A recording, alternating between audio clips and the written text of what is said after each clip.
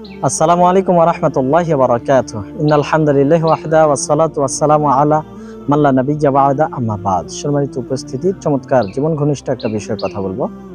বিষয়টা হচ্ছে, আপনি যা কিছু প্রয়োজন মহান আল্লাহ তাআলার নিকটে চান, আল্লাহ আপনার প্রয়োজন পূরণ করে দিবেন ইনশাআল্লাহ। যেমনটা আমরা সূরা ফাতিহার মধ্যে বলি, ইয়্যাকা না'বুদু ওয়া ইয়্যাকা নাস্তাঈন। হে আল্লাহ, আমরা কেবলমাত্র তোমারই ইবাদত করি এবং তোমার নিকটেই সাহায্য প্রার্থনা করি। আর সেই সাহায্য চাইতে হবে সালাতের মাধ্যম দিয়ে আর ধৈর্যের মাধ্যম দিয়ে। দেখুন, নবী মুহাম্মদ সাল্লাল্লাহু আলাইহি ওয়াসাল্লাম বলেছেন, তিরমিজি খুলে 2516 নম্বর সংখ্যা হাদিসে এসেছে, আব্দুল্লাহ ইবনে আব্বাস রাদিয়াল্লাহু আনহু হতে বর্ণিত। রাসূলুল্লাহ সাল্লাল্লাহু আলাইহি ওয়াসাল্লাম বলেন, ইজা সাআলতা ফাসআলিল্লাহ। যদি তোমরা কোনো কিছু চাও তাহলে আল্লাহর নিকট চাও।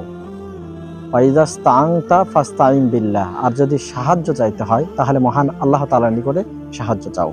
সম্মানিত উপস্থিতি, একেবারে কায়মন বাক্যে মহান আল্লাহ তাআলার নিকটে অন্তর থেকে আপনি কোনো কিছু চাইতে পারলে অবশ্যই মহান আল্লাহ তাআলা আপনাকে সেটা দিবেন ইনশাআল্লাহ, আপনার জন্য কল্যাণকর হলে। সম্মানিত উপস্থিতি, এই আশা ও ভরসা অন্তরে লালন করে মহান আল্লাহ তাআলার নিকট চাইবেন যে আল্লাহ ছাড়া আর কেউ আমাকে এই প্রয়োজন পূরণ করতে পারে না। অথবা আমি মহান আল্লাহ তাআলার কাছেই চাইব। আল্লাহ তাআলা আমাদের প্রয়োজন তার কাছেই পেশ করার তৌফিক দান করুক। আমিন। ওয়া আখিরু দাওয়ানা আনিল হামদুলিল্লাহি রাব্বিল আলামিন। আসসালামু আলাইকুম ওয়া রাহমাতুল্লাহি ওয়া বারাকাতুহু।